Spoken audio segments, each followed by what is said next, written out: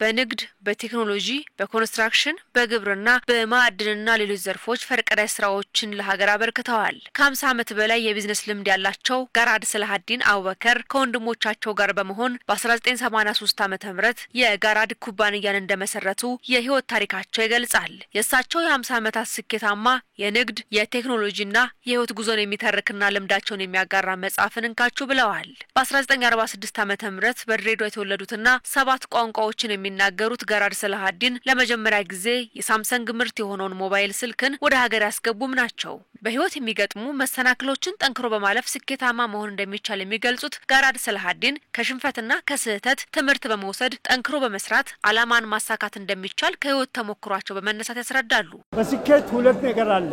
አንዱ ማግኘት፣ አንዱ ማጣት። ይሄ ሁለቱም ማጣት ስኬት ነው። ከማጣት ከስህተት ትማራለሽና ለምን ተሳሳትኩኝ አይባልም። ሰው ልጅ ምክር ከሰማ ለውጥ ያመጣል።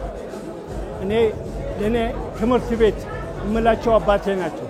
በህይወት ጉዟቸው በርካታ መሰናክሎችን በማለፍ አሁን በቢሊዮኖች የሚቆጠር ሀብትን ካፈሩት ባለታሪክ ልምድ ለመቅሰም የጋራድ ሰላሀዲን አቡበከር 50 ዓመታት ስኬታማ የንግድ የቴክኖሎጂና የህይወት ጉዞን የሚተርከው መጽሐፍ ፋይዳው የጎላ መሆኑም ተገልጿል። መጽሐፉ በንግድ ስራ ከተሰማሩት ባሻገር በተለያየ የሙያ ዘርፍ ላይ ላሉ ዜጎች ውጣ ውረድን እንዴት ማለፍ እንደሚቻልም የልምድ ተሞክሮን ያጋራል። ነጋዴው ቢያነበው ስለ ንግድ ያቀበታል።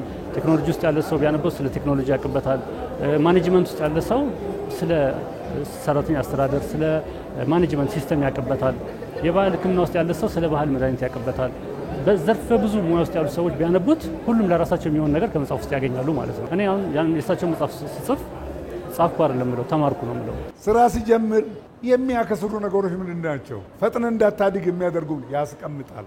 ለማደግስ በምን መንገድ ነው? ከየት ተነስቶ ወዴት መከድ እንደሚቻል የሰራ የቆጠበ የቁጠባ ምንነት ያስረዳል። ጋራድ ሰላሀዲን አቡበከርን በቅርበት የሚያውቋቸውም ለምርምር የተለየ ቦታ እንዳላቸው በማንሳት በተለይ በንግድ በቴክኖሎጂ ማዕድን ግብርና እንዲሁም በአመራርነት ከፍተኛ እውቀት እንዳላቸው ነው የሚገልጹት። በተፈጥሮው ነጋዴ ባይሆን ኖሮ ሳይንቲስት ነበር። በጣም የሚገርም ሰው ነው።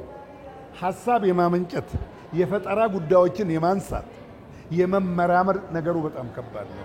በጣም ብዙ ማዕድኖችን ጸባያቸውንና ያሉበትን ቦታ ያውቃሉ እና በጣም ብዙ እውቀት ባለቤት ያላቸው ሰው ስለሆኑ እስካሁን ከተጻፉት መጽሐፎች የሳቸው የተለየ ነው። ባለሀብቶች የሚያፈሩት ሀብት ከሀገራቸው ልማትና እድገት ጋር የሚጓዝ ማድረግ የሚጠይቅ ሲሆን ጋራድ ሰላሀዲንም ይህንን ያገናዘበ አካሄድ የሚከተሉ ብሎም ለቤተሰቦቻቸውና ለሀገራቸው ቅድሚያ እንደሚሰጡ ነው ወዳጆቻቸው የሚናገሩት። ለኢትዮጵያ እድገት እንደዚህ የሚተጉ ባለሀብቶች የሚሰሩት ስራ በጣም ጠቃሚ ነው። ኢትዮጵያ የምታድገው በሁሉም ልጆቿ ትብብር ነው። ጋራድ አንድነትን በጣም በስራቸው የሚሰብኩ በማውራት ሳይሆን በስራቸው የሚሰብኩ ናቸው። ለዚህ ምስክርነቱ ህንጻዎቻቸውን ሲገነቡ በጣም ብዙ ህንጻዎቻቸውን አዲስ አበባ ላይ ገንብተዋል። ከዛ ውጭ ግን ከመቀሌ ጀምሮ መቀሌ ላይ ህንጻ ገንብተዋል፣ ባህር ዳር ላይ ህንጻ ገንብተዋል፣ ሐረር ላይ ህንጻ ገንብተዋል፣ ድሬዳዋ ላይ ህንጻ ገንብተዋል። እንደዚሁም ደግሞ ሌሎች ክልሎች ላይም የተለያዩ ቢዝነሶችን አስፋፍተዋል እና ይሄ ራሱ ትልቁ ኢትዮጵያዊነትን ያሳያል ማለት ነው። ለሀገራችን ሁላችንም መጨነቅ አለብን።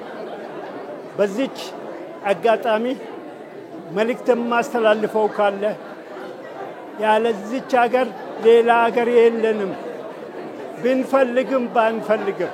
ለምረቃ የበቃው የህይወት ተሞክሮን የሚያጋራው መጽሐፍ ደራሲ አብይ ፈቂበሉ ሲሆን በአማርኛ ቋንቋ የተጻፈው 246 ገጽ ሲኖረው በኦሮምኛ ቋንቋ የተተረጎመው ደግሞ 244 ገጽ እንደያዘም ተነግሯል።